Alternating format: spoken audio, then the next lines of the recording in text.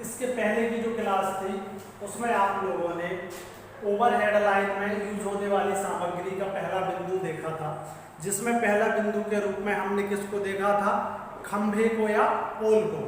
अब खंभा ओवरहेड में लग जाने के बाद आप लोग भी जानते हैं कि उस खंभे पर इंसुलेटर को कसने के लिए या वायर को दौड़ाने के लिए हमें किस चीज की आवश्यकता होती है, क्रॉस आर्म की आवश्यकता होती है। आप भी जानते हैं कि इस प्रकार से पोल होता है, ठीक, इस प्रकार से पोल है।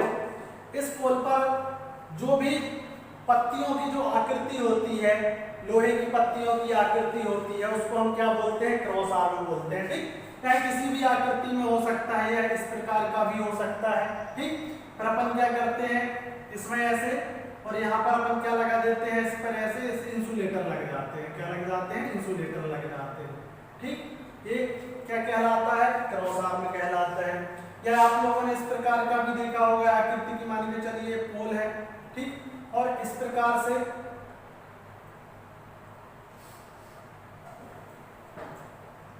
ठीक, यह सब किसमें आते हैं, क्रॉस आर्म में, क्रॉस आर्म में आते हैं। तो समझ में आया क्या होता है क्रॉस आर्म। हाँ, यदि वो पूछते हैं कि जो क्रॉस आर्म है यह किस धातु से बना होता है, तो आप बता सकते हैं कि किससे बना होता है, जनरली आयरन से बना होता है। किससे बना होता है, आयरन से बना होता है, ठीक। कभी कभी यहाँ आपको एंगल आयरन भी देखने को मिल जाएगा। क्या मिल जाएगा, एंगल आयरन, ठीक। कभी कभी आपको एंगल आयरन देखने को मिल जाएगा या साधारण आयरन भी देखने को मिल जाएगा, ठीक। तो समझ में आया क्या होता है, ठीक। खंभे पर लगाई जाने वाली पत्तियां या जो भुजाएं लगी होती है उन्हीं को हम क्या बोलते हैं, क्रॉस आर्म बोलते हैं, जिसमें कि इंसुलेटर को क्या किया जाता है, कसा जाता है या लगाया जाता है, ठीक। इनकी आकृति किसी भी प्रकार की हो सकती है, जैसी आवश्यकता रहेगी उस प्रकार से हम क्रॉस आर्म को क्या कर लेते हैं, डिजाइन कर लेते हैं, ठीक है। आया समझ में। इसमें एक चीज और ध्यान रखना है, क्रॉस आर्म है इनको हम क्या करते हैं, नट बोल्ट की सहायता से इसी पोल में क्या कर देते हैं, कस देते हैं। आई बात समझ में, ठीक। या क्लैंप वगैरह की सहायता से इस प्रकार से इनको क्या कर देते हैं, इसमें कस देते हैं, ठीक, जिससे कि जो हमारा वायर ऊपर से जाएगा वो क्या रहे, स्टेबल रहे, इंसुलेटर वगैरह अपनी जगह पर क्या रहे, फिक्स रहे। तो समझ में आया क्रॉस आर्म, ठीक है। ओवरहेड लाइन में जो हमारी अगली सहायक सामग्री है वह है लाइन इंसुलेटर। लाइन इंसुलेटर हमारी डिस्ट्रीब्यूशन लाइन में जो इंसुलेटर यूज होते हैं या हमारी संपूर्ण बिजली व्यवस्था में जो इंसुलेटर यूज होते हैं खंबे वगैरह पर, उनके बारे में हम देखने वाले हैं। इसमें जो सबसे पहला है पिन इंसुलेटर, ठीक। अब आपको ये समझना है कि इसको पिन इंसुलेटर क्यों कहा गया है। इसमें क्या होता है, नीचे एक पिन के आकार की क्या एक लोहे की रॉड लगी होती है और उसके ऊपर चीनी मिट्टी की क्या बनी होती है, संरचना बनी होती है, ठीक। और जो यह संरचना होती है इसी के ऊपर हम क्या करते हैं, वायर को क्या करते हैं, कस देते हैं, ठीक। वायर क्या होता है, कभी इसके ऊपर से गुजरता है तो एक जो खांचा बना होता है उस खांचे में हम वायर को रखकर हम क्या करते हैं, एक दूसरे बाइंडिंग वायर से उसको बांध देते हैं, ठीक। कभी कभी ऐसा भी होता है कि ऊपर ना बांधकर हमें बाजू में बांधना पड़ता है, ठीक। कभी कभी जैसे लाइन टेढ़ी हो या हाइट का प्रॉब्लम हो रहा हो या वायर हमारे क्या है पास में आ रहे हो, तो हम साइड में भी क्या कर देते हैं, बाइंडिंग वायर की सहायता से जो उसके ऊपर से जो गुजरने वाला तार है उसको क्या कर देते हैं, बांध देते हैं। अब हम पिन इंसुलेटर की बात करें तो इसमें इस प्रकार की पिन लगी होती है, ठीक, जो हमारी क्रॉस आर्म होती है, ठीक, जो इस प्रकार से हमारी क्रॉस आर्म होती है उसकी पट्टी में इस प्रकार से बैठ जाती है और यहाँ क्या कर दिया जाता है, स्क्रू से कस दिया जाता है, ठीक, और ये इस प्रकार का इंसुलेटर यहाँ पर लग जाता है। अब इसमें भी क्या होता है, दो प्रकार के इंसुलेटर होते हैं। एक होता है डबल सेट। डबल सेट में जो आकृति होती है वो क्या होती है, डबल चीनी मिट्टी की आकृति बनी होती है, ठीक। इसका क्या किया जाता है, हम कम वोल्टेज रेंज के लिए इसका यूज करते हैं, जिसमें वोल्टेज रेंज है 650 वोल्ट तक। यदि हम दूसरे शब्दों में बोले तो इसका एलटी लाइन में हम क्या करते हैं, इसका एलटी मतलब होता है लो टेंशन लाइन में हम इसका क्या करते हैं, यूज करते हैं, ठीक। अब आ जाता है ट्रिपल पोल। यह क्या होता है, इसकी वोल्टेज रेंज 650 से क्या होती है, स्टार्ट होती है। तो आप यह भी बोल सकते हैं कि इसका यूज हम कहाँ करते हैं, जो 11 kV है, 11 kV लाइन में इसका यूज हमें देखने को मिल जाता है। ठीक, इसमें डबल साइड लगाए जाते हैं।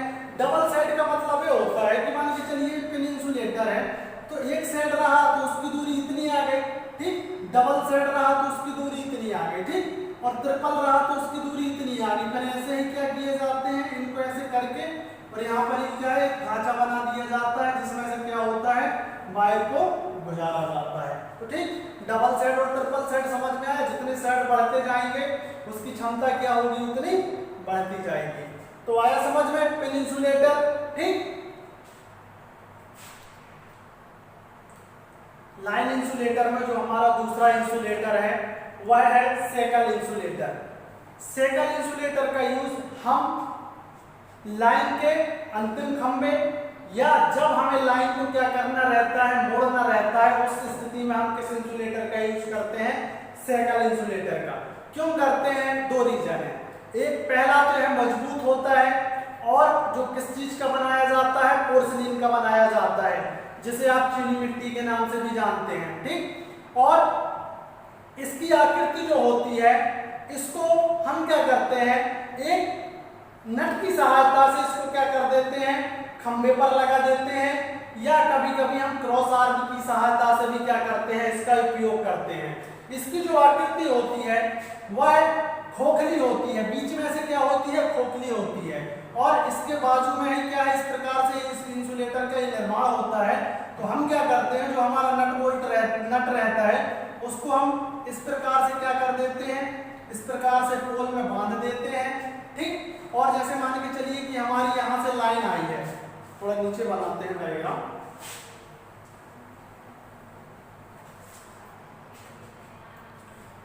मान के चलिए हमारा क्या है, पोल है। ठीक, इस पर क्या किया हमने, एक क्रॉस आर्म लगाई इस प्रकार से। ठीक, अब हमको क्या करना है, लाइन को मोड़ना है। तो हमारी लाइन यहाँ से जाएगी, ठीक, और हमें लाइन को क्या है, यहाँ से इस प्रकार से मोड़ना है।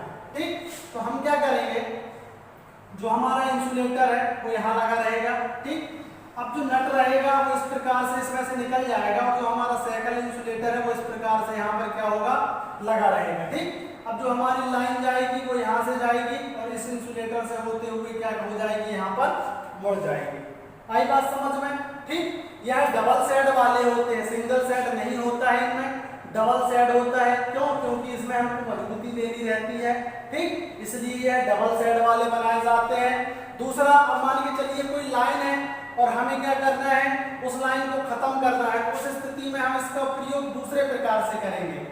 जैसे मान के चलिए हमारा पोल है, ठीक, तो हम यहाँ पर क्या करेंगे, इस प्रकार से एक एंगल लेंगे, उसमें इस प्रकार से। ठीक, और यहाँ पर क्या लगाएंगे, हम अपना जो सेकल इंसुलेटर है वह लगाएंगे, और जो हमारा वायर आएगा वो इस प्रकार से लगकर यहाँ मजबूती के साथ क्या हो जाएगा, लपट जाएगा।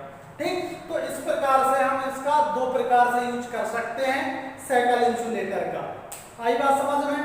ठीक है, जो हमारा अगला इंसुलेटर है वह है सस्पेंशन इंसुलेटर। इसके अन्य तीन नाम भी हैं, वो भी आपको मालूम होना चाहिए। डिस्क इंसुलेटर, लिंक इंसुलेटर और लटकवा इंसुलेटर। लटकवा इसको इसलिए बोला जाता है, जैसे कि मान के चलिए हमारा पोल है। ठीक, सबसे पहले हम आपको बता दें, इस इंसुलेटर का use high voltage, high tension line और एक्स्ट्रा हाई टेंशन लाइन में होता है। दूसरे शब्दों में यदि हम बोल दें तो इसका यूज जो टावर प्रकार के पोल हैं या जो बड़ी आकृति के स्टील पोल होते हैं उनमें इनका यूज आपको देखने को मिल जाएगा। जैसे 220 kV, 400 kV, 765 kV, इन लाइनों में जो इंसुलेटर यूज होते हैं वो कौन से होते हैं, सस्पेंशन टाइप। अब इसमें क्या होता है, मान के चलिए हमारा टावर है, ठीक, और ये क्या है, उसकी क्रॉस आर्म है। क्रॉस आर्म के बाद क्या होता है, इस प्रकार से इसमें आकृति बनी होती है। ठीक, फिर यहाँ पर क्या होता है, पिन लगा डिस्क लगाने के लिए क्या होती है, संरचना बनी होती है। तो हम यहाँ पर क्या करते हैं, इस प्रकार से विभिन्न डिस्कों को लगाते जाते हैं। ठीक, इस प्रकार से क्या होता है, डिस्क लगती जाती है। तो जो इसकी क्षमता होती है और लास्ट में फिर एक आकृति बनाई जाती है और उस आकृति में तार को क्या है कसने के लिए यहाँ पर क्या होती है जगह होती है। तो आप लोग भी देखते हैं कि यह देखो एंगल या पोल से बहुत दूरी पर आ जाता है, ठीक, और यह लटका हुआ है नीचे की तरफ, इसलिए इसको लटकता इंसुलेटर बोला जाता है। लिंक इंसुलेटर इसलिए बोला जाता है क्योंकि देखो यहाँ पर हम एक डिस्क को दूसरी डिस्क से हमने लिंक किया है। और डिस्क इंसुलेटर इसलिए बोला जाता है क्योंकि इसमें हम अपनी इच्छा के हिसाब से डिस्क को क्या कर सकते हैं, कम ज्यादा कर सकते हैं। जो हमारी वोल्टेज सीमा है उसके हिसाब से क्या करते हैं, हम डिस्क की संख्या को घटा और बढ़ा सकते हैं। हाँ, यहाँ पर एक क्वेश्चन ध्यान रखना, यदि आपसे कोई पूछ ले कि एक डिस्क की वोल्टेज सीमा क्या होती है, तो एक डिस्क की जो वोल्टेज सीमा होती है वो क्या होती है, 11 kV होती है। कितनी होती है, 11 kV। यदि अब तुमसे पूछे कि भैया हमको 33 kV का इंसुलेटर बनाना है तो कितनी डिस्क लगेगी, 3 डिस्क लगेंगे, ठीक। यदि आपको 33 kV लाइन के लिए एक सस्पेंशन इंसुलेटर बनाना है तो इसमें कितनी डिस्क हो जाएंगी, 3 डिस्क हो जाएंगी। तो समझ में आया, ठीक। क्या होता है सस्पेंशन, ठीक, या जो नीचे की तरफ लटका हुआ रहता है जिसमें से वायर गुजरता है उसको हम सस्पेंशन इंसुलेटर बोलते हैं या लटकवा इंसुलेटर बोलते हैं। इसका यूज हम हाई वोल्टेज लाइन या हाई टेंशन लाइन या एक्स्ट्रा हाई टेंशन लाइन में करते हैं। और यह इसका यूज हम जनरली जो स्टील टावर होते हैं उनमें हमें इसका यूज देखने को मिलता है। लाइन इंसुलेटर में जो हमारा अगला इंसुलेटर है वह है स्टे या स्ट्रेन इंसुलेटर। स्टे या स्ट्रेन इंसुलेटर। अभी आप लोगों ने सस्पेंशन इंसुलेटर देखा, जब हम उसी सस्पेंशन इंसुलेटर को, अभी आपने देखा कि हम उसको किस फॉर्म में लगा रहे थे, ऊर्ध्वाधर, ठीक। अब जब हम उसको क्षैतिज फॉर्म में लगा देते हैं तो वो क्या बन जाता है, स्ट्रेन इंसुलेटर बन जाता है, ठीक है। यह एक बहुत मजबूत इंसुलेटर होता है जो कि चीनी मिट्टी से बना होता है। और जब हम सस्पेंशन इंसुलेटर को क्षैतिज रूप में या क्षैतिज आकार में हम क्या करते हैं, उसका उपयोग करते हैं, तो वह सस्पेंशन से कौन सा इंसुलेटर में बदल जाता है, स्ट्रेन इंसुलेटर में बदल जाता है। और पहले जब हम सस्पेंशन में वायर को लटकाने के लिए उसका यूज करते थे, जब वायर स्ट्रेन इंसुलेटर बन जाता है तो हम वायर को खींचकर बांधने के लिए किसका यूज करते हैं, स्ट्रेन इंसुलेटर का यूज करते हैं। इसका यूज हम स्टे वायर में करते हैं। स्टे वायर आप लोग जानते हैं, जो पोल को सपोर्ट देने के लिए जो वायर लगाया जाता है इस प्रकार से, ठीक। तो यहाँ पर क्या करते हैं, हम इस इंसुलेटर का यूज करते हैं जो क्या करता है, पोल को क्या करता है, सपोर्ट देता है, ठीक। अब इसमें भी हम क्या कर सकते हैं, जो डिस्क वगैरह रहती हैं उनकी संख्या को कम ज्यादा कर सकते हैं। यह जो इंसुलेटर है इसका यूज कभी कभी हम जब लाइन पर बहुत अत्यधिक दबाव होता है तो उस स्थिति में भी हम इसका यूज करते हैं। और वहां पर हम क्या करते हैं, एक की जगह 2 इंसुलेटर को समांतर में उपयोग करके जो लाइन का दबाव रहता है, जो खिंचाव रहता है, उसको हम क्या कर सकते हैं, कम कर सकते हैं। और जो लाइन है उसको क्या कर सकते हैं, सपोर्ट दे सकते हैं। तो समझ में आया क्या होता है, ठीक। स्ट्रेन या स्टे इंसुलेटर, ठीक है।